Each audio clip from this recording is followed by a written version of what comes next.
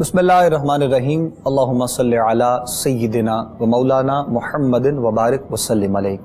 नाज़रीन मोहतरम, खुशामदीद कहेंगे आप तमाम देखने और सुनने वालों को। प्रोग्राम राह फलाह इस वक्त आप लोग देख रहे हैं अपने मेज़बान अबू बकर सुल्तानी के साथ। तमाम देखने वालों को, सुनने वालों को, पाकिस्तान में हैं, पाकिस्तान से बाहर, आउट ऑफ कंट्री में प्रोग्राम देखते हैं, सुनते हैं, पसंद करते हैं, उन तमाम देखने और सुनने वालों को मोहब्बत और अक़ीदत के साथ सलाम पेश करते हैं। प्रोग्राम राह फलाह में आप सब अहबाब जानते हैं, हम एक मौजू का इंतखाब करते हैं और उस पर हमारी गुफ्तगू अपने मेहमानों से, उलमाए कराम से कुरान और सुन्नत और अहादीस की रोशनी में रहती है। आज के हमारे प्रोग्राम के मेहमान जिनको आज के प्रोग्राम में हमने दावत दे रखी है, सबसे पहले उनका तारुफ है। आप बारहा ज़ियारत करते रहते हैं कोहिनूर टीवी के प्लेटफॉर्म पे, मुख्तलिफ प्रोग्राम्स में रहनुमाई भी करते हैं और भी जो प्रोग्राम्स हमारे होते हैं, हमारी दावत पर आप तशरीफ़ लाते हैं। आज एक मरतबा फिर हमारी ख़ास दावत पर प्रोग्राम राह फलाह का आप हिस्सा बने हैं। आपके हम सब के हर दिल अज़ीज़ महबूब शख्सियत, मोहतरमुल मक़ाम, इज़्ज़त माब जनाब साहिबज़ादा प्रोफेसर मोहम्मद अली करीमी साहब आपको खुशामदीद कहेंगे। अस्सलामु अलैकुम व रहमतुल्लाहि व बरकातुहू। वालेकुम अस्सलाम व रहमतुल्लाह। जज़ाकल्लाह। उनके साथ साथ ही नाज़रीन मोहतरम, नौजवान मुमताज़ मोहतरम मजहबी स्कॉलर, खूबसूरत अंदाज के साथ यकीनन आप भी गुफ्तगू फरमाते हैं। हमारे आज के प्रोग्राम राह फलाह में पहली मरतबा आपको हमने दावत दी है और आप तशरीफ़ लाएँ, आपने दावत कबूल की है। मोहतरम जनाब मुफ्ती मोहम्मद यासीन चिश्ती साहब, आपको भी खुशामदीद और सलाम अक़ीदत। बहुत शुक्रिया क़िबला, आपकी भी तशरीफ़ आवरी का। उनके साथ साथ नाज़रीन मोहतरम तशरीफ़ फरमा है, मुख्तलिफ प्रोग्राम्स में आप लोग ज़ियारत करते रहते हैं, देखते रहते हैं। हमारे प्रोग्राम्स में भी गाहे बगाहे आप तशरीफ़ लेकर आते हैं। आज के प्रोग्राम राह फलाह का हिस्सा बने हैं मुफ्ती मोहम्मद अल्लामा इक़बाल क़ादरी साहब, आपको भी खुशामदीद और सलाम अक़ीदत मुफ्ती साहब पेश करते हैं। बेहद शुक्रिया आप तीनों शख्सियात का प्रोग्राम में आप तशरीफ़ लाए। नाज़रीन मोहतरम, जहाँ पर हम मुख्तलिफ मौज़ूआत पर गुफ्तगू करते हैं, आप सबको इल्म है इस हवाले से ड्यू टू कोरोना कोविड-19 के एतबार से जहाँ पर दुनियावी तौर पर मामूलात ज़िंदगी में लोगों को परेशानी का सामना करना पड़ा और बहुत से लोगों के ऐसे काम, लोगों के मसाइल और लोगों को अपनी ज़िंदगी में बहुत सी चीज़ें जो है वो मुतासिर हुई। उसके साथ साथ आप सब अहबाब जानते हैं कि हरम काबा और मदीना पाक, ज़ाहिर है जब पूरी दुनिया में लॉकडाउन की सूरत हाल पेश आई तो हर चीज़, हर जगह को बंद कर दिया गया। इस साल सऊदी गवर्नमेंट ने ये ऐलान किया है, आप सब लोगों को इल्म है कि सिर्फ मकामी जो वहाँ के लोग हैं वो हज बैतुल्लाह की सादत हासिल करेंगे। तो यकीनन उसके एतबार से इस चीज़ से भी इसको तमाम जो है वो उसकी जो मामलात को वहाँ देखा जाता था हज का, उन सब को मनसूख कर दिया गया है और ये सादत इस साल हमारे हिस्से में नहीं आएगी। बहुत से सवालात इस एतबार से उठते हैं, सोशल मीडिया पर, व्हाट्सएप पर लोगों के सवालात मिलते रहे कि हज नहीं होगा तो क्या होगा, हज होगा अगर तो किस तरह होगा। ये सारी चीज़ें इंशाअल्लाह हज के फ़राइज़ में, मसाइल में, फ़ज़ाइल में इंशाअल्लाह सब अपने उलमा से आज के प्रोग्राम में हम गुफ्तगू करेंगे। सबसे पहले मैं गुजारिश करूँगा गुफ्तगू का आगाज़ इंशाअल्लाह हमारे मोहतरम जनाब professor doctor Mohammad Ali creamy साहब से। आज का जो हमारा मौजू है हज के हवाले से, उस पर इंशाअल्लाह आप गुफ्तगू फरमाएंगे और सबसे पहले मौजूदा सूरत हाल के एतबार से गुफ्तगू फरमाइएगा, फिर इंशाअल्लाह हम मज़ीद कुछ आगे चलेंगे। बिस्मिल्लाहिर्रहमानिर्रहीम। इन्ना अव्वल बैतिन वुदिअ लिन्नासि लल्लज़ी बिबक्कता मुबारकम व हुदल लिल आलमीन। सदक़ल्लाहुल अज़ीम। अल्लाह रब्बुल इज़्ज़त का करोड़ा एहसान अज़ीम है जिसने हमें बहुत सी इबादात में ऐसी इबादात से भी मुत्तसिफ किया जो मखसूस जगह पर मखसूस अय्याम में अदा की जाती है।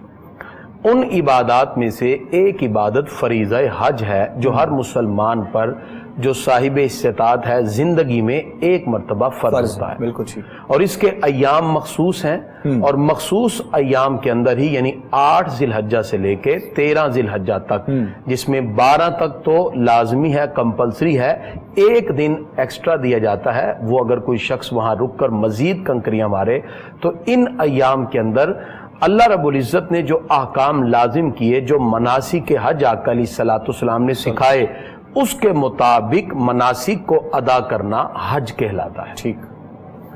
ये हज क्या है, कहाँ से शुरू हुआ और मौजूदा हालत में कोरोना वायरस की वजह से जो एहतियाती तदाबीर की बुनियाद पर बहुत से ऐलानात इस वक्त की हुकूमत ने किए, हम कुरान और सुन्नत और शरई तनाजुर के साथ साथ मौजूदा हाल के तकाज़ों के मुताबिक इस तरह बात करेंगे कि तीनों चीजें हल हो जाएं। बिल्कुल। जो ज़हनों में आपने का सवालात हैं तो वो भी इंशाअल्लाह हल होंगे।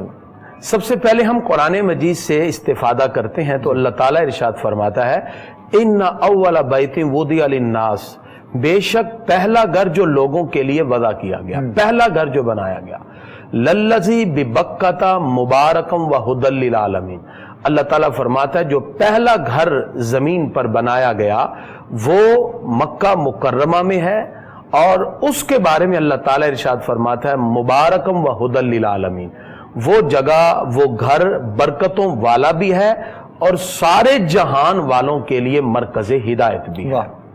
تو بیت اللہ شریف جس وقت زمین بنتی ہے تو یہ زمین کا وسط ہے، یہاں سے آغاز ہوتا ہے۔ علامہ نعیم نے اس روایت کو نقل کیا کہ پانی تھا ہر طرف، تو فرشتوں کو کہا گیا، انہوں نے اللہ کا ذکر کیا تو جھاگ بنی، تو یہاں اس جھاگ کو پھیلایا تو زمین معرض وجود میں آئی، اور پانی پر اس کو استقرار نہ تھا، استقلال نہ تھا، پانی پر وہ کانپ رہی تھی۔ تو علامہ ابن نعیم نے لکھا کہ اللہ نے حکم دیا کہ میرے محبوب کا نام اس پہ لکھا جائے تو زمین کو بھی قرار آ گیا۔ تو اس طرح پھر اللہ تعالیٰ فرماتا ہے ہم نے پہاڑوں کو میخیں بنا کر ٹھونک دیا، اور پھر اس طرح یہ زمین اپنی جگہ پر کھڑی ہو گئی۔ یہ زمین کا نقطہ اول ہے، اور اسی کے بالکل اوپر ساتوں آسمان کے جو فرشتوں کے لیے بیت المعمور ہے وہ اسی مقام پر بنا۔ جس وقت حضرت آدم علیہ السلام کا پتلا تیار کیا جاتا ہے تو بیت اللہ شریف جہاں آج موجود ہے اسی جگہ ان کا پتلا بنایا جاتا ہے، جن پر 40 دن بارش ہوئی۔ تفسیر عزیزی میں اس کے ڈیٹیل موجود ہے۔ 40 دن میں 39 دن غموں کی بارش اور 1 دن خوشی کی بارش، اس لیے انسان غم زیادہ دیکھتا ہے اور خوشی کم دیکھتا ہے۔ جناب آدم علیہ السلام کا یہ غسل خانہ ہے۔ حضرت آدم علیہ السلام پھر جنت پہ جلوہ فرما ہوئے، اور وہاں سے پھر زمین پر جب اتارے گئے تو جو میدان عرفات ہے، اس کو عرفات کہتے اس لیے ہیں کہ جناب حضرت آدم و حوا علیہ السلام کی پہلی ملاقات زمین پر آ کر میدان عرفات میں ہوئی، اور ان کی زبان سے الفاظ نکلے عرفتو کا عرفتو کے، تو اللہ نے یہ جملے بڑے پسند آئے، فرمایا یہ ملاقات ہمیں اتنی پسند آئی، جو بھی صاحب نصاب ہوگا وہ سال کے بعد یہاں آ کے آپس میں ملاقات کریں گے اور حضرت آدم و حوا علیہ السلام کی یاد کو تازہ کیا جائے گا، اور حضرت آدم علیہ السلام نے ہی سب سے پہلے اس کی تعمیر فرمائی۔ اس کے بعد یہ سلسلہ چلتا گیا، اس کے نشان ختم ہو گئے، پھر جناب حضرت ابراہیم علیہ السلام نے اس کی دوبارہ تعمیر فرمائی جناب جبریل امین علیہ السلام کی نشاندہی پر، اور حضرت اسماعیل علیہ السلام ان کا ساتھ دیتے ہیں۔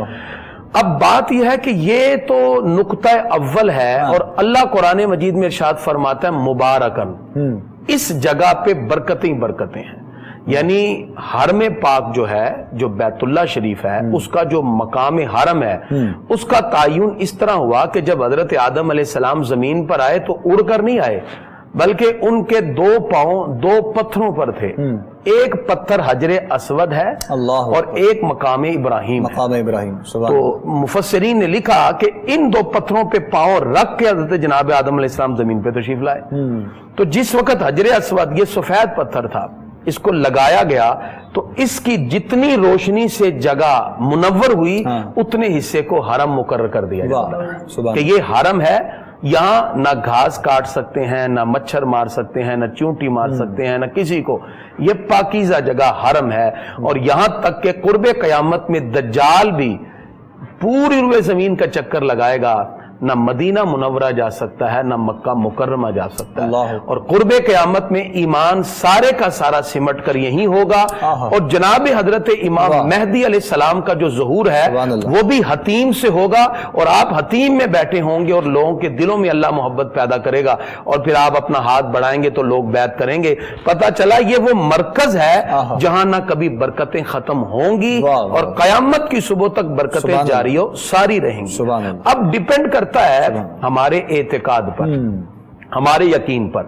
یہ بات تو کنفرم ہے، کورونا جیسی ہزاروں وبائیں بھی آ جائیں لیکن اللہ کی برکت کے سامنے اس کی کوئی حیثیت نہیں ہے، اور اللہ تعالیٰ ارشاد فرماتا ہے مبارکم وہدی للعالمین، ہم نے اس جگہ کو برکت والا رکھا ہے، اس کی برکتیں ہمیشہ سے قائم ہیں اور رہیں گی۔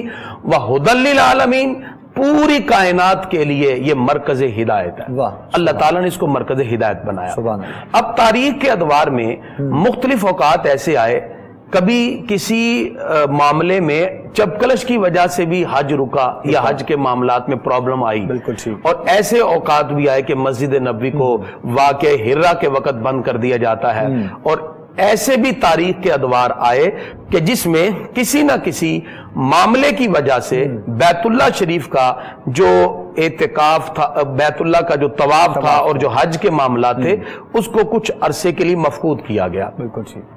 بہرحال احتیاطی تدبیر کو اپنانے کا ہمیں اسلام حکم دیتا ہے، بالکل ٹھیک، وہ اپنی جگہ ہے۔ اور ناظرین کو یہ بات ذہن میں رکھنی چاہیے کہ حج ختم نہیں ہوا، حج ہوگا اس سال بھی اور برکتیں بھی ہیں، البتہ احتیاطی تدابیر کے طور پر اس وقت کی جو وہاں کی اب گورنمنٹ ہے انہوں نے چونکہ اعلان کیا ہے اس کے مطابق ہی فریضہ حج کو ادا کیا جائے گا۔ بہت شکریہ محترم جناب قبلہ کریمی صاحب، ابتدائی جملوں میں ایک بیس آپ نے مکمل وہاں کی جو ہے پیش کی ہے حج بیت اللہ کے اعتبار سے بھی، اور بالخصوص خانہ کعبہ مکہ مکرمہ حرم کعبہ وہ جو جگہ ہے اس کی پاکیزگی جو ہے وہ آپ بیان کرتے ہوئے اپنی گفتگو میں مزید آگے بڑھ رہے تھے، اور آخر میں جہاں پر آپ نے گفتگو ختم کی ہے جو مزید اہم سوالات جن کے اعتبار سے جس طرح میں نے آپ سے گزارش کی تھی انشاءاللہ وہ بھی آگے چل کر آپ کی بارگاہ میں پیش کریں گے، اور کوشش کریں گے کہ جو سوالات لوگوں کے ذہن میں ہیں عوام الناس کے، اور جو پریشانیاں ہیں جو مسائل لوگ اس وقت جو ہے وہ سمجھتے ہیں اس اعتبار سے انشاءاللہ اس پر بھی ہم اپنی گفتگو کریں گے۔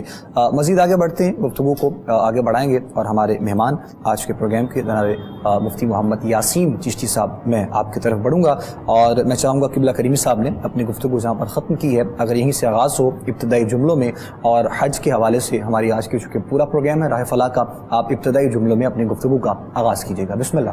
بسم اللہ الرحمن الرحیم، الصلاة والسلام علی اشرف الانبیاء والمرسلین وعلی آلہ الطیبین واصحابہ الطاہرین، اما بعد، قال اللہ تعالی وَلِلَّهِ عَلَى النَّاسِ حِجُّ الْبَيْتِ مَنِ اسْتَطَاعَ إِلَيْهِ سَبِيلًا، صدق اللہ العظیم۔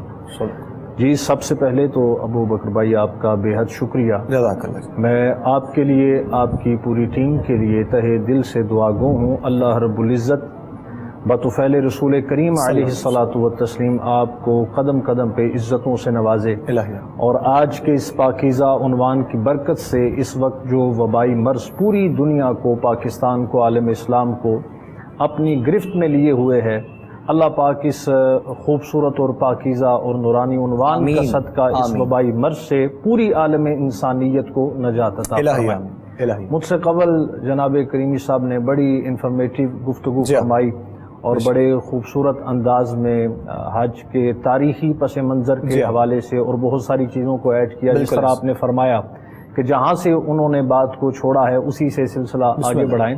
تو میں سب سے پہلے یہ عرض کرنا چاہوں گا کہ ہمیں ہر عنوان، ہر موضوع اور ہر مسئلے میں ہمیشہ اپنا کشکول وہ قرآن کی بارگاہ میں اور رسول پاک علیہ السلام کی سنت کریمہ کی بارگاہ میں پھیلانا چاہیے۔ علامہ مرحوم نے بڑی خوبصورت بات کہی تھی کہ قرآن میں ہو غوطہ زن، اے مرد مسلمان، اللہ کرے تجھ کو عطا جدت کردار۔ اللہ تو یہاں دیکھیے قرآن مجید فرقان حمید میں اللہ رب العزت اگر کسی عنوان کو ایک موقع پر بھی بیان فرما دے تو اس کی فرضیت یا اس کے وہ احکام اور حکم کے لیے ایک ارشاد خداوندی وہ کافی ہوتا ہے، لیکن ہم حج کے عنوان کو دیکھتے ہیں تو اس کا تذکرہ ہمیں صرف ایک جگہ پہ نہیں ملتا بلکہ مختلف مقامات پہ اللہ رب العزت نے حج کا ذکر فرمایا، وَلِلَّهِ عَلَى النَّاسِ حِجُّ الْبَيْتِ مَنِ اسْتَطَاعَ إِلَيْهِ سَبِيلًا، کہ فرمایا کہ اللہ کے لیے صاحب استطاعت پر زندگی میں ایک بار حج کرنا وہ فرض ہے۔ اسی طرح ایک جگہ فرمایا وَأَتِمُّ الْحَجَّ وَالْعُمْرَةَ لِلَّهِ، حج اور عمرہ کو اللہ کے لیے ادا کرو۔ تو دیکھیے حج کا جو لغوی معنی ہے نا جی، وہ ہے کسی عظیم شے کا قصد اور ارادہ کرنا، اور اصطلاح شرع میں حج سے مراد جس طرح قبلہ کریمی صاحب نے فرمایا کہ مخصوص اوقات میں مخصوص افعال کو بجا لانے کا نام حج کہلاتا ہے۔ بالکل ٹھیک۔ اور اس میں یاد رکھیے کہ حج کی دو اعتبار سے ہم اس کو کیٹیگرائز کریں گے، اس کی تعریف بنے گی، ایک تو ہے فرضیت کے اعتبار سے اور ایک ہے حج کرنے کے اعتبار سے۔ ٹھیک ہے، تو جہاں تک فرضیت کے اعتبار سے ہے تو اس اعتبار سے حج کی بنیادی طور پر تین قسمیں ہیں جی۔ ایک ہے فرض حج جو صاحب استطاعت ہو، زندگی میں ایک بار اس پر حج کرنا فرض ہوتا ہے، اگر وہ بغیر کسی شرعی عذر کے اس کو مؤخر کرتا ہے تو رسول پاک علیہ السلام کی متعدد احادیث ہیں اس حوالے سے، بڑی سخت وعید ان میں بیان ہو رہی ہے کہ آقا علیہ السلام نے فرمایا کہ جو شخص بغیر کسی عذر شرعی کے حج کو مؤخر کر دیتا ہے تو پھر ہم پر نہیں کہ وہ شخص یہودی ہو کر مرے یا نصرانی ہو کر، اللہ اکبر، اللہ تو فرضیت کے اعتبار سے ایک فرض حج ہے بغیر کسی عذر کے، بالکل جی بالکل، اور دوسرا ہے واجب، وہ یہ ہے کہ کوئی شخص اگر نظر مان لیتا ہے کہ میرا فلاں کام اگر ہو جائے گا تو مجھ پر حج کرنا فرض ہوگا، تو وہ حج کی ادائیگی وہ بھی واجب ہو جاتی ہے۔ اسی طرح تیسری قسم ہے حج کی نفلی حج، ٹھیک ہے، فرض ادا کر لینے کے بعد زندگی میں کوئی ایک بار، دو بار، تین بار، جتنی بار بھی کرے، بلکہ نبی علیہ السلام کی فرامین ہے، آقا علیہ السلام نے فرمایا کہ حج کے بعد حج کرو اور عمرے کے بعد عمرہ کرو، یہ تنگی کو یہ مٹاتا ہے اور گناہوں کو یہ مٹاتا ہے۔ تو اس اعتبار سے جب آپ کی توفیقات میں اضافہ ہوتا رہے تو آپ جی بالکل رب کی بارگاہ میں، جی بالکل، تو ایک تو اس اعتبار سے تین قسمیں ہیں، دوسری ہیں کرنے کے اعتبار سے، ایک ہے حج افراد، ٹھیک جی، جس میں صرف حج کا احرام پہنا جاتا ہے اور صرف حج کیا جاتا ہے، حج افراد، اور اس کے کرنے والے حاجی کو مفرد کہا جاتا ہے۔ اور ایک ہے حج تمتع، جس میں پہلے عمرے کا احرام باندھا جاتا ہے اور اس کے بعد پھر 8 ذی الحجہ کو حج کا احرام پہنا جاتا ہے۔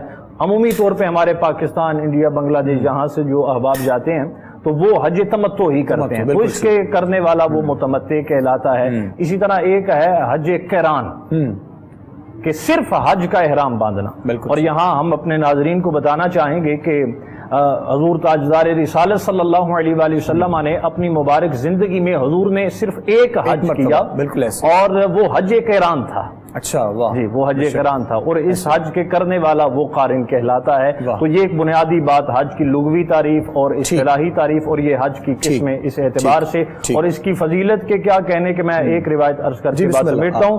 نبی علیہ السلام نے ایک موقع پہ جب فرمایا کہ لوگوں، اللہ کے لیے تم پر حج کرنا فرض ہے، تو ایک شخص نے عرض کی، یا رسول اللہ افی کل عام، کہ حضور کیا ہر سال حج کرنا فرض ہے؟ 3 دفعہ اس بات کو جب دہرایا، کیا ہر سال، کیا ہر سال؟ آقا علیہ السلام خاموش رہے۔ جب اس نے تیسری دفعہ کہا تو نبی علیہ السلام نے فرمایا، اگر میں ہاں کہہ دوں تو ہر سال حج کرنا فرض ہو جائے۔ قربان جائیے اس حدیث سے کہ یہ پیغام بھی مل رہا ہے کہ اللہ رب العزت نے رحمت کونین کو مختار کل بنا کے بھیجا، ان کے ہاتھ میں ہر کنجی ہے، مالک کے کل کہلاتے یہ ہیں۔ کیا بات، کیا تو یہ حج کی بنیادی کچھ باتیں۔ بہت خوبصورت انداز میں قبلہ مفتی محمد یاسین چشتی صاحب آپ گفتگو فرما رہے تھے، اور اہم چیزیں بھی اس کے درمیان میں جو آپ نے کچھ ڈسکس کی ہیں اور جن کی جانب آپ نے توجہ دلوائی ہے، وہ انشاءاللہ ہم مزید آگے جیسے بڑھتے ہیں تو آپ سے سوالات مزید جب ہوں گے تو انشاءاللہ اس کی حوالے سے بھی آپ رہنمائی کریں گے، قبلہ کریمی صاحب بھی، قبلہ یاسین صاحب بھی۔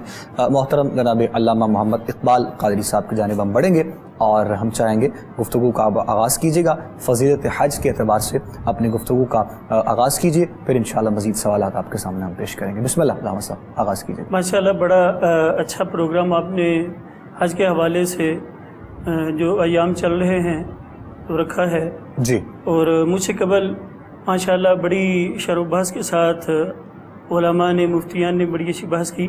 تو حج جو ہے بڑی اہمیت کا حامل ہے، کیونکہ اس کا قرآن کریم میں رب تعالیٰ نے حکم ارشاد فرمایا کہ وَأَتِمُّ الْحَجَّ وَالْعُمْرَةَ لِلَّهِ، کہ اللہ کی رضا کے لیے حج اور عمرہ کو پورا کرو، ادا کرو۔ اور شیخ موقق شاہ عبدالحق محمد دہلوی علیہ رحمہ فرماتے ہیں کہ جس چیز کا حکم ذات باری تعالیٰ قرآن کریم میں دے دے اس کی اہمیت اور افضلیت بڑھ جاتی ہے۔ اور جب حج جناب ابا جی آدم علیہ السلام نے حرم شریف کا حج کیا تو اس وقت حضرت جبرائیل علیہ السلام جب نازل ہوئے تو انہوں نے کہا کہ آدم علیہ السلام آپ سے 7,000 سال قبل اسی اللہ کے گھر کا جو ہے وہ حج اور عمرہ اور طواف جو ہے وہ فرشتوں نے کیا، اور پھر ابا جی آدم علیہ السلام نے، اور تسلسل جاری رہا۔ اور شیخ موقق شاہ عبدالحق محمد سے دہلوی علیہ رحمہ فرماتے ہیں کہ سارے انبیاء نے ہی، آپ نقل کرتے ہیں کہ سارے انبیاء نے ہی حج کیا ہے، اپنے اپنے انداز اور سٹائل سے، جس طرح کے ان کو حکم ہوا اور جس طرح کے ان کے نالج میں تھا۔ اور ابا جی آدم علیہ السلام نے، ایک روایت ہے کہ 40 حج کیے، انڈیا سے جا کے یہاں کو اتارا گیا حرم شریف کا جو ہے 40 دفعہ جو ہے حج کے لیے آپ کی حاضری ہوئی، اور پھر حضور تاجدار کائنات صلی اللہ علیہ وسلم کی ذات پہ ایک جو ہے مکمل مناسک حج جو ہیں وہ آپ عطا کر دیے گئے، کسی کو تھوڑے کسی کو زیادہ تھے۔ تو تاجدار کائنات صلی اللہ علیہ وسلم تک جب بات پہنچی تو پھر مکمل کمپلیٹ حج بن گیا. اسی لیے ہمارے اسلاف رحمہم فرماتے ہیں کہ حج جو ہے وہ اسلاف کی اللہ کے نیک بندوں کی انبیاء کی سلف و صالحین کی اداؤں کو ادا کرنے کا نام. ادا کرنے کا. دیکھیں کہ صفا اور مروہ پہ سعی کی جاتی ہے تو حضرت اماں حاجرہ رضی اللہ تعالیٰ عنہ کی سنت کو زندہ کیا جاتا ہے. ایسے ہی جب حجر اسود کا بوسہ دیا جاتا ہے تو تاجدار کائنات صلی اللہ علیہ وسلم کی سنت کو زندہ کیا جاتا ہے. یہ حضرت فاروق اعظم رضی اللہ تعالیٰ عنہ ایک دفعہ جب حجر اسود کا بوسہ لینے لگتے ہیں تو ارشاد فرماتے ہیں کہ اے حجر اسود تو ایک پتھر ہے, تو نہ نفع دے سکتا ہے نہ نقصان دے سکتا ہے, میں تجھے فقط اس لیے بوسہ دے رہا ہوں کہ میرے نبی علیہ السلام نے تجھے چوما. سبحان اللہ سبحان اللہ. تو پیچھے مولا کائنات حضرت علی رضی اللہ تعالیٰ عنہ کھڑے تھے, آپ کا کلام سن کے کہنے لگے کہ اے عمر یہ پتھر نفع بھی دے سکتا ہے نقصان بھی دے سکتا ہے. آپ عرض کرتے ہیں وہ کیسے؟ کہا کہ تاجدار کائنات صلی اللہ علیہ وسلم کی حدیث ہے, اللہ کے محبوب صلی اللہ علیہ وسلم نے ارشاد فرمایا کہ جو حجر اسود کو بوسہ دے گا یا استلام کرے گا, رش کی وجہ سے جو بوسہ نہیں دے سکے گا دور سے استلام کرے گا, تو قیامت کے دن ان لوگوں کی پہچان کر کے اللہ کی بارگاہ میں منادی کرے گا, یہ ندا کرے گا اور ان کے حق میں شفاعت کا مجدہ سنائے گا کہ یا رب العالمین میری یہ شفاعت جو ہے اس کے حق میں قبول فرما. اور بڑی دلچسپ جو بات یہ ہے کہ تاجدار کائنات صلی اللہ علیہ وآلہ وسلم یہ جو حج کی اہمیت کو واضح کرتے ہوئے ارشاد فرماتے ہیں کہ جو بندہ استطاعت ہوتے ہوئے اللہ کے گھر کا حج نہ کرے تو ایسا بندہ یہودی ہو کہ میرے نصرانی ہو کہ میرے مجھے اس کی کوئی پرواہ نہیں ہے.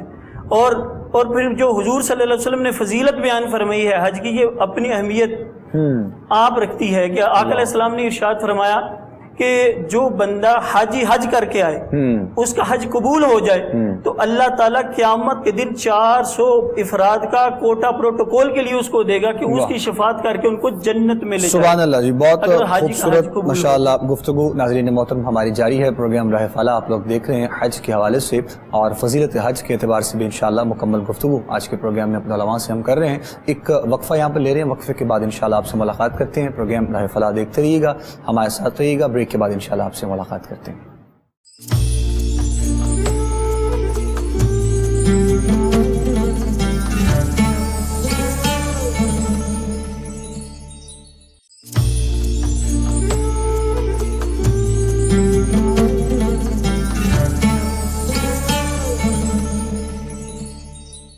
خوش آمدید کہیں گے ناظرین محترم آپ تمام دیکھنے اور سننے والوں کو ایک مرتبہ پھر پروگرام راہ فلاح آپ لوگ دیکھ رہے ہیں. اور آج کے پروگرام میں ہمارے علماء ہمارے ساتھ ہیں, قبلہ کریمی صاحب, محترم مفتی یاسین صاحب, علامہ محمد اقبال قادری صاحب. اور حج کے حوالے سے ہماری آج کی گفتگو اپنے علماء سے قرآن و سنت اور احادیث کی روشنی میں جاری ہے. قبلہ کریمی صاحب, مزید گفتگو کو ہم آگے بڑھائیں گے اور جس طرح آپ نے بھی اپنے آغاز میں فضیلت حج کے حوالے سے کچھ چیزیں بیان کی, قبلہ یاسین صاحب نے بیان کی ہیں, اور جس طرح آپ نے کہا کہ حقیقت میں اس میں کوئی شک نہیں ہے کہ وہ جو فضیلت والی جگہ ہے اور وہ جو حرم کعبہ ہے برکت ہی برکت ہے اور پوری دنیا جانتی ہے. اس حوالے سے اصل میں جو چیزیں ہم کلیئر کرنا چاہ رہے تھے وہ یہ تھی کہ فضیلت حج آگے جا کر بھی انشاءاللہ مزید کچھ ڈسکس ہو جائے گا, ساتھ میں آپ لوگ کر بھی رہے ہیں. پچھلے دنوں سوشل میڈیا پہ واٹس ایپ پہ جب یہ میسیجز ملنا شروع ہوئے اور لوگوں کے ذہن میں جو سوال ہیں جس کانسیپٹ کو ہم کلیئر کرنا چاہ رہے ہیں اصل میں کہ فلاں وقت میں جس طرح آپ نے کہا کہ حج نہیں ہوا, فلاں وقت میں حج نہیں ہوا, اور اس کے بعد اب لوگوں کے ذہن میں ایک چیز ہے کہ پتہ نہیں یہ حج نہیں ہوگا تو اس سال کیا ہوگا, معاملات کچھ ایسے ہوں گے, اور لوگوں کے جو ذہن میں پریشانیاں ہیں, مسائل, ان سب چیزوں کو لیتے ہوئے اور اس کے علاوہ حج کے لیے جو ہمارے پاکستان میں سے بہت سے ایسے لوگ جو ہیں وہ جو حج کی سعادت حاصل کرنے والے ہیں اب وہ حج اس سال نہیں کر رہے ہیں, تو ان کے لیے کیا حکم ہے جنہوں نے نیت کر رکھی ہے یا انہوں نے کچھ مال اپنا اس نیت سے رکھا ہوا ہے, وہ تھوڑی سی آپ طرف وضاحت فرمائیے. آپ کی اصل میں گفتگو میں 3 سوال پوشیدہ ہیں اور میں تینوں سوالوں کا بالترتیب جواب دوں گا. جی بسم اللہ. سب سے پہلی بات یہ ہے کہ اسلام کا جو خوبصورت تصور عبادت ہے اس میں ایک زاویہ نگاہ ہے, اسے کہتے ہیں عذر شرعی. ٹھیک, یعنی جو ارکان اسلام ہیں جیسے نماز ہے, روزہ ہے, زکوٰۃ ہے, اسی میں حج بھی ہے. جی, تو نماز کے اندر اگر کوئی بیمار ہو جائے تو شرع نے اس کو ہر ایک کو کیس ٹو کیس ویری کرتے ہوئے ہر ایک کے لیے حکم شرعی الگ بیان کیا ٹھیک ہے، اور اس کے پورے پیرامیٹرز ہیں جو اسلام نے ذکر کیے ٹھیک ہے، کہ بھی اگر کوئی بندہ ہے وہ رکوع سجود نہیں کر سکتا تو بیٹھ کے اشارے سے نماز پڑھ لے، لیٹ کر پڑھ لے، ہر ایک کو اس کے جو جیسے جیسے اس کے معاملات ہیں اس کے مطابق حکم ہے. روزہ ہے نہیں رکھ سکتا، اب پرابلم ہے تو سردیوں میں جا کے رکھ لے، اگر بالکل طاقت نہیں ہے تو اس کے بدلے میں فدیہ دے دے. ٹھیک ہے، زکوٰۃ ہے، اس کے پاس مال آ گیا، زکوٰۃ فرض ہو گئی لیکن ادائیگی سال کے بعد ہے، سال ہونے سے پہلے مال ختم ہو گیا تو اب اس پر زکوٰۃ ہی نہیں ہے. ٹھیک. تو گویا کہ شریعت نے ہر چیز کے پیرامیٹرز متعین کیے. اس میں ایک حکم ہے حکم عذر شرعی. ٹھیک ہے، عذر شرعی ہوتا ہے کہ عبادت کے اندر جب کوئی عذر آ جائے تو اس کو پھر عذر کی وجہ سے شریعت نے جو پیرامیٹرز بتائے ہیں ہم نے اس کے مطابق دیکھنا ہے. اس میں پھر دو راہیں ہیں، ایک عزیمت کی اور دوسری رخصت کی. عزیمت والے تو حق کی راہ پہ چل پڑتے ہیں، وہ تو آتش نمرود میں بھی کود جاتے ہیں اور وہ نہیں دیکھتے کہ اس میں مصلحت کیا ہے اور اس میں پرابلم کیا ہے.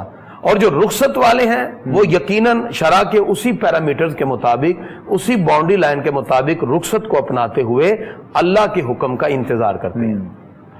آپ کے سوال کا جواب یہ ہے کہ ناظرین کو تذبذب میں مبتلا نہیں ہونا چاہیے، کیونکہ حج ختم نہیں ہوا، حج اس سال بند نہیں ہوا، حج ہوگا لیکن صرف مقامی لوگوں کا. بالکل ٹھیک. اب مقامی لوگوں کا، اب دیکھیں حج کو اگر کوئی ظالم بادشاہ کسی کو روک دیتا ہے، جیسے کہ یزید کے دور میں منجنیق سے بمباری کی گئی، بیت اللہ کے غلاف کو جلا دیا اور بیت اللہ شریف کے ساتھ ساتھ مسجد نبوی میں جا کے اس کی فوج نے 3 دن تک مسجد میں اذان نہ ہونے دی، اپنے گھوڑے باندھ دیے. بالکل. تو ایک تو کنڈیشن یہ ہے، مسلمان تذبذب میں مبتلا تھے، اس مقام پر بھی کچھ عزیمت پہ چلے کچھ رخصت پہ چلے، ہم دونوں کا احترام کرتے ہیں. بالکل. اسی طرح مختلف ادوار میں ایسے اوقات بھی آئے جس کی وجہ سے عبادت کو مفقود کیا گیا. تعمیر کے سلسلے میں بھی مفقود کیا جاتا ہے. ٹھیک ہے، یہ سارے سلسلے ساتھ ساتھ چلتے ہیں. ایسے ہی اب چونکہ وبائی مرض کے پھیلنے کی وجہ سے گمان غالب ہو چکا ہے اور شرع میں گمان غالب کو عذر کا درجہ دیا جاتا ہے. اس عذر کی وجہ سے فقہا نے یہ قاعدہ مرتب کیا کہ اگر کسی شے پہ گمان غالب ہو تو بہرحال اس میں عذر کو متعین کر دیا جائے گا. یہ ہے رخصت والوں کی بات. لیکن جو عزیمت پہ چلتے ہیں وہ کہتے ہیں کہ کچھ بھی وبا ہو ہم تو اللہ کے اس حکم پہ یقین رکھتے ہیں، مبارکم و ھدی للعالمین، کہ یہ برکت والا بھی ہے اور یہ مرکز ہدایت بھی ہے. اللہ فرماتا ہے فیہ آیات بینات مقام ابراہیم، اس میں اللہ کی کھلی نشانیاں ہیں، اس میں مقام ابراہیم ہے. ومن داخلہ کان آمنا، اللہ فرماتا ہے جو حرم میں داخل ہو گیا وہ امن کے اندر آ گیا. اب وہ عظیمت والے کہتے ہیں ہم اللہ کے امن میں جانا چاہتے ہیں، اگرچہ اس مقام پر ہمیں موت بھی آ جائے تو ہم شہادت کا مرتبہ حاصل کرتے ہوئے رب قدوس کی اس راہ عظیمت پہ چلنے والے ہیں اور ہم نے رب قدوس کے حکم کی تکمیل کرنی ہے. تو لہذا ہم ان کو بھی، ان کی عظمت کو بھی سلام پیش کرتے ہیں جو راہ عظیمت پہ جاتے ہیں. لیکن فقہا نے تو چونکہ ظاہری اصول کے مطابق فتویٰ مرتب کرنا ہوتا ہے اور اس میں جو قاعدہ قانون میں نے عرض کیا وہ گمان غالب پر ہے. جب کسی بیماری کے بڑھنے کا گمان غالب ہو جائے تو اس کو عذر شرعی کہتے ہیں. اچھا، اب آپ نے ایک سوال کیا کہ کچھ لوگوں نے پیسے جوڑ رکھے تھے، ارادہ کیا ہوا تھا. دیکھیں اگر تو ایک بندہ حرم پہنچ گیا، کورونا وائرس میں ایسا ہوا، لوگ یہاں سے احرام باندھ کے جہاز پہ بیٹھ کے جدہ پہنچ گئے، ایئرپورٹ پہ جا کے ان کو کہا گیا جی اب آگے نہیں جانے دینا، یہیں سے واپس جائیں. اب چونکہ وہ احرام باندھ چکے تھے ان کے لیے لازم ہے کہ وہ وہاں حرم کے حدود کے قریب قربانی کریں گے. قربانی کرنے کے بعد پھر اپنی حلق کروائیں گے، بال اتاریں گے اور پھر اپنا احرام کھولتے ہوئے سلے ہوئے کپڑے پہن کے واپس آ جائیں گے. جیسے صلح حدیبیہ کے موقع پر آقا علیہ السلام کو روک دیا گیا، نبی کریم صلی اللہ علیہ وسلم نے 70 اونٹ کو ذبح کیا، آپ صلی اللہ علیہ وسلم نے حلق کروایا اور اپنا احرام اتار کے سلے کپڑے پہن کے واپس آ گئے. تو یہ نبی کریم صلی اللہ علیہ وسلم کی ہین حیات میں ہمارے پاس دلیل موجود ہے. یہ تو اس وقت ہے اگر کوئی وہاں پہنچ گیا. دوسری صورت یہ ہے کہ ابھی اپنے گھر میں ہے، ارادہ ہی ہے، تو اب ایسی صورت میں اس پر ہم فسق کا حکم نہیں لگائیں گے، وگرنہ ایک بندہ جس کے پاس حج پہ جانے کے سارے اسباب موجود ہوں، وہ جان کے ڈیلے کرے گا، تاخیر کرے گا، اس کو فاسق کا حکم لگایا گیا کہ وہ فاسق ہے، کہ وہ جان بوجھ کے اللہ کے ایک حکم فرضیت کی تکمیل میں تاخیر کر رہا ہے۔ لیکن یہاں بات اور ہے، کیونکہ جو حج کی شرائط ہیں اس میں ایک شرط یہ بھی ہے کہ راستے میں کوئی پرابلم نہ ہو، بالکل ٹھیک، کوئی اس کو روکنے والا نہ ہو، یہ ساری شرائط میں شامل ہے۔ تو اب چونکہ یہ پرابلم ہے کہ اگر ازدحام ہوگا لاکھوں کی تعداد میں، یعنی یہ ضروری نہیں ہے کہ 40 لاکھ ہوں گے تو حج ہوگا، 8 لاکھ کا بھی حج ہو سکتا ہے، 5 لاکھ کا بھی ہو سکتا ہے۔ تو اس وقت چونکہ مقامی لوگ کریں گے اس سال، تو لہذا حج تو ہوگا، یہ عبادت مفقود نہیں ہوئی۔ اب وہ کیا کریں گے؟ وہ لوگ اگلے سال کا انتظار کریں، اپنے پیسے سنبھال کے رکھیں۔ اگر ان کا یعنی پیسے سنبھال کے رکھیں، حج کا ارادہ ہے اور ان کی موت کا وقت قریب آ جائے تو وہ وصیت کر کے جائیں۔ ٹھیک ہے، اس کا حکم شریع کیا ہے؟ آقا علیہ السلام کی بارگاہ میں خاتون حاضر ہوئی، عرض کرتے ہیں یا رسول اللہ صلی اللہ علیہ وسلم، میری والدہ نے حج نہیں کیا، یقیناً ارادہ ان کا تھا تو فوت ہو گئی، اب میں کیا کروں؟ تو نبی کریم صلی اللہ علیہ وسلم نے جب انہوں نے یہ سوال کیا کہ میں اپنی والدہ کی طرف سے حج کروں تو ادا ہو جائے گا، تو سرکار نے ان سے سوال کیا اگر تیری امی پہ قرضہ ہوتا، ان کے فوت ہونے کے بعد تو قرضہ ادا کرتی تو قرضہ ان کا ادا ہو جاتا؟ عرض کیا ہاں پیارے آقا، فرمایا پھر اللہ کا قرض بھی ادا کرو۔ اللہ مطلب کیا ہے؟ حج تم نے کرنا ہے، بالکل ٹھیک، سارے مناسک، اس کو حج بدل کہتے ہیں۔ ٹھیک ہے، تو اس صورت میں اگر کوئی شخص فوت ہو جاتا ہے تو اس کی اولاد میں سے اس کی نیت کر کے اپنی والدہ، والد، دادی، دادا، اگر پھر حج بدل کر جو رکھے ہوئے پیسے ہیں حج کی نیت کے، اگر وہ استعمال کر لیتا ہے، مطلب اس کے دل میں یہ خیال آتا ہے کہ ٹھیک ہے اب جب ہوگا حج اور جب پیسے ہوں گے تو میں تب یہ سعادت حاصل کر لوں گا، تو پھر اس کے لیے کیا حکم ہوگا؟ دیکھیں جی، اس کو پیسے خرچ نہیں کرنے چاہیے۔ اب ظاہری بات ہے اس نے نیت کر لی ہے، پیسے نکال لی ہیں، تو اس کو وہ حج کے لیے ہی رکھے۔ بہرحال اگر اس کے پیسے اس میں سے خرچ ہوئے ہیں اور اس کو یہ یقین ہے کہ اگلے سال تک پھر میں اتنے کر لوں گا تو پھر کوئی حرج نہیں ہے۔ لیکن ظاہری بات ہے اگر ایک چیز ختم ہو جائے، جیسے میں نے زکوٰۃ کا پہلے حکم بتایا کہ وہ صاحب نصاب رہا ہی نہیں تو اب زکوٰۃ کی اس کے اوپر فرضیت کیا ہے، تو اسی طرح اگر یہ پیسے ضائع ہو گئے، تلف ہو گئے، کچھ ہو گیا، لیکن اپنی طرف سے اس کو کوشش کرنی چاہیے، اگر اللہ تعالیٰ نے توفیق دے دی ہے تو اس سال اگر نہیں موقع ملا تو اگلے سال کے لیے رکھے اور حج کی ادائیگی انشاءاللہ وہ اگلے سال کر لے۔ جی بہتر ہے۔ قبلہ مفتی صاحب یہ فرمائیے گا، یاسین صاحب، یقیناً بہت بڑی تعداد ہے حج کے حوالے سے پاکستان میں، ہمارے جو بہت سے لوگ جاتے ہیں یہ سعادت حاصل کرتے ہیں، اور ظاہر ہے مطلب بالکل وہ حالات تو رہے نہیں کہ کچھ ہزار میں حج ہو جائے، اب لاکھوں میں حج ہوتا ہے۔ مطلب اس سال کی جو ریشو تھی غالباً 5 لاکھ روپیہ ایک فرد کے لیے، جو ایک مناسب اور ایک اچھا حج کے سارے معاملات ہوتے ہیں۔ تو اب ان فیملیز کے لیے یا ان لوگوں کے لیے مطلب جو کچھ اور سعادت حاصل کرنا چاہیں پاکستان میں رہتے ہوئے، ظاہر ہے وائرس کے بھی دن ہیں، اور اگر کچھ سخاوت کرنا چاہیں وہ لوگ اپنے گھروں میں سے، لوگوں کا خیال کرنا چاہیں، محبت لوگوں سے کرنا چاہیں، تو ان کے لیے کیا پیغام آپ دیں گے ان لوگوں کے جن لوگوں نے یہ نیت کر رکھی ہوگی؟ جی بسم اللہ الرحمن الرحیم، بڑا ہی اہم سوال آپ نے کیا، اس پر میں ایک دو بات عرض کرنا چاہوں گا۔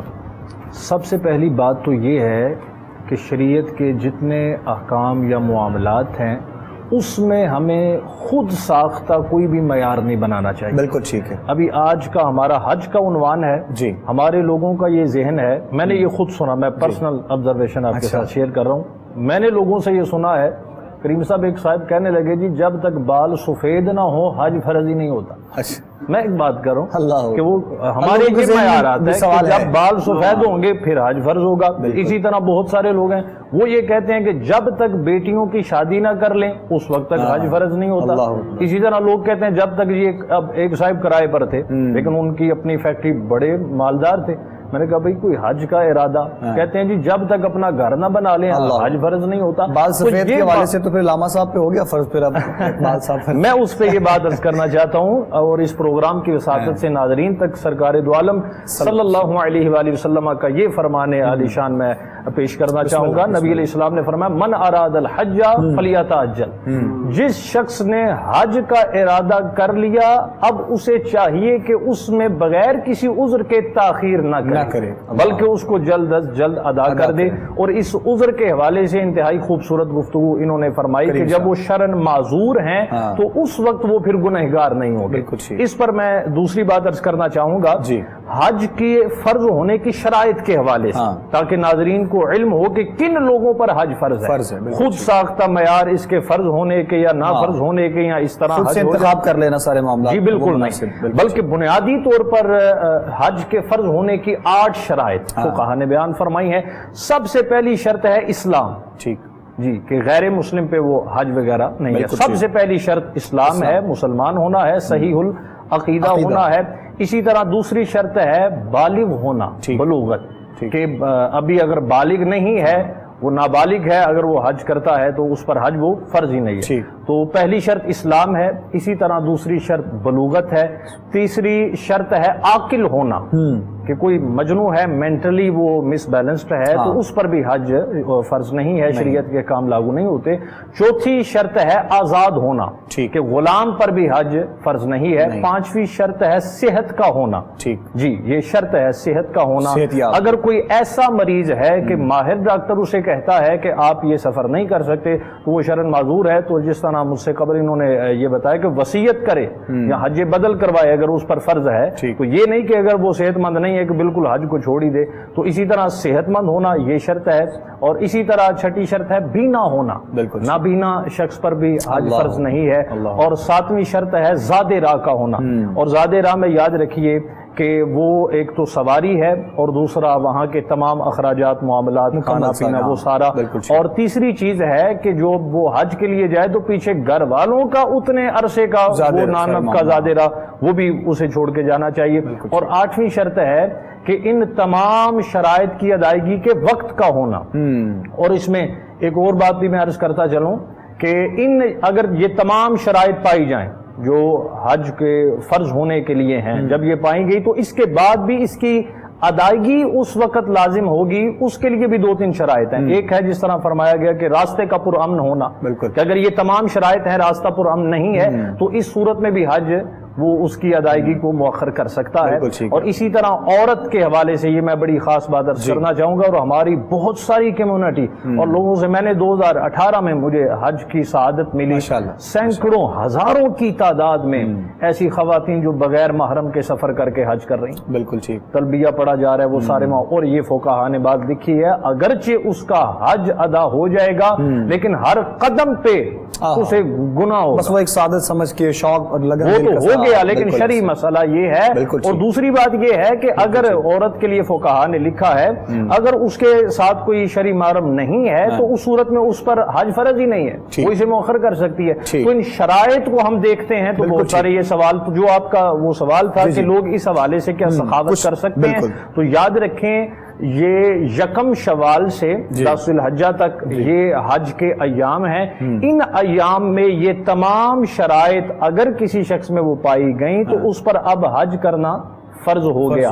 اگر وہ کسی عذر کی وجہ سے مؤخر کرتا ہے تو زندگی کے کسی بھی حصے میں وہ حج کر سکتا ہے۔ تو ان حالات میں اگر کسی شخص کو یہ غالب گمان ہے اور یقین ہے ان کا بزنس ہے، جاب ہے، وہ بعد میں بھی اتنا بجٹ کر کے اپنا حج کو یقین ہے کہ سارے معاملات اس صورت میں وہ سخاوت بھی کر سکتے ہیں، لوگوں کے ساتھ وہ نیکی اور یہ سارے معاملات کر سکتے ہیں۔ ٹھیک ہے قبلہ، بہت شکریہ۔ اصل میں آج ہم نے کوشش یہ کی تھی کہ آج کے پروگرام میں کیونکہ بہت سے ہمیں سوالات لوگوں کے مل رہے تھے اور جو لوگوں کے کانسیپٹ تھے ہمارے سوشل میڈیا کے ناظرین کے، دیکھنے والوں کے، سننے والوں کے لیے، یہ سب سے پہلے چیز کلیئر کر دی جائے کہ حج کی جو سعادت ہے وہ ہم لوگ حاصل بے شک اس سال نہ کر پائیں لیکن حج اپنے مقام پہ انشاءاللہ ہوگا۔ اور اس کے علاوہ جو چیزیں لوگوں کے ذہن میں تھیں وہ ہم نے کوشش کی، جس طرح باقی قبلہ مفتی یاسین صاحب نے بہت خوبصورت انداز کے ساتھ شرائط پر بھی گفتگو کی۔ آگے چل کے انشاءاللہ ہمارے جو مختلف پروگرامز حج کے قریب ہوں گے ان میں انشاءاللہ ہم فرائض پر، شرائط پر اور تمام حج کے جو معاملات پر انشاءاللہ ساتھ گفتگو کرتے رہیں گے۔ آخر میں قبلہ علامہ اقبال صاحب میں آپ سے گزارش کروں گا اپنی گفتگو کو سمیٹتے ہوئے آپ کی گفتگو میں پیغام بھی ہو جائے اور آج کے حج کی تمام گفتگو کا ماشاءاللہ میں تو محمد علی کریمی صاحب نے جو عظیمت کی طرف اشارہ کیا ہے میں اسی کے حوالے سے عرض کروں گا کہ ہر صورت جو ہے کوشش انسان کی یہی ہونی چاہیے کہ بیت اللہ شریف کی زیارت اور مناسک حج کو ادائیگی کے لیے، کیونکہ بڑی برکتیں ہیں اس کی۔ تاجدار کائنات صلی اللہ علیہ وسلم نے ارشاد فرمایا کہ روزانہ اللہ تعالیٰ کے پاکیزہ گھر مکہ میں شہر حرم میں 120 رحمتیں روزانہ نازل ہوتی ہیں، سبحان اللہ، جن میں 60 نمازیوں کے لیے، 40 طواف کرنے والوں پر برستی ہیں اور 20 جو بیت اللہ شریف کی، خانہ کعبہ کی زیارت کرنے والے ہوتے ہیں. واہ تو سبحان یہ ان ساری نعمتوں کو، رحمتوں کو سمیٹنے کے لیے اگر کوشش تو یہی کرنی چاہیے کہ وہاں ٹھیک. تک پہنچا جائے. بالکل ٹھیک. اور حاجی جو ہے پھر بہت زیادہ یہ جو حج ہے مالی عبادت بھی ہے بالکل. اور بدنی عبادت بھی بدنی ہے عبادت. کہ بندہ پیسے بھی لگا رہا ہے، خود بھی اس کے اندر انوالو ہو رہا ہے. بے شک اس کی بڑی برکتیں ہیں کہ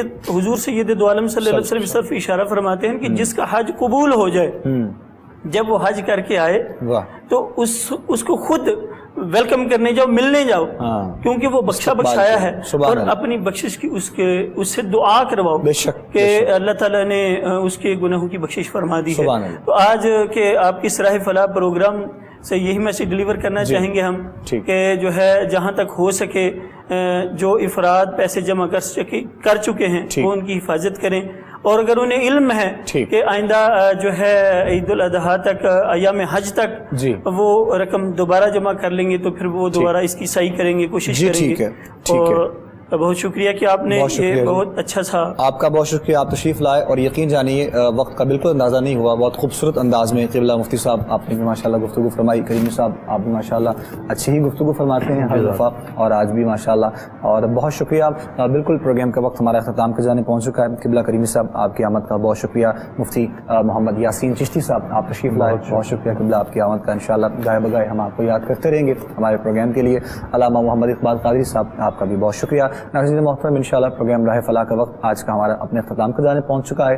اگلے پروگرام میں جب حاضر ہوں گے انشاءاللہ تو مزید گفتگو کو آگے لے کر چلیں گے. مختلف موضوعات کے ساتھ ساتھ حج پر بھی انشاءاللہ گفتگو ہماری جاری رہے گی. اپنے میزبان ابوبکر سلطانی کو اور ہماری کوہ نور ٹی وی کی پوری ٹیم کو آپ اجازت دیجیے. السلام علیکم ورحمۃ اللہ وبرکاتہ.